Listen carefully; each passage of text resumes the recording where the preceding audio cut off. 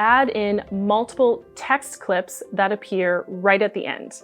What happens is when they appear at the end and they appear really quickly, people are going to want to re-watch your entire reel from the beginning to make sure that they catch what you said at the end. And this is what lets the algorithm know that your reel is one that people are watching over and over again.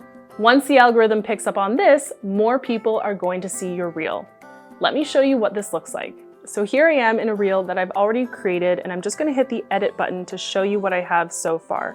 You can see here that I've already brought in text, which I've timed to my motions and the music. But right when I say courses, AKA, I want to add in more text clips so that people have to rewatch the video because they're going to appear so quickly. So what I'm going to do is hit the A in the upper right, and I'm just going to say info products. And put that down here.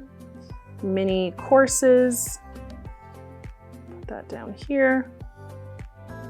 And then what's another product? It's another way to say courses. We could say digital product, okay? So you can see here that I've put all three down, and I'm making sure that they're not going past this border. So actually I have a bit more room here.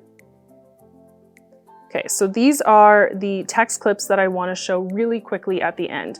Right now you can see that they're showing for the whole video.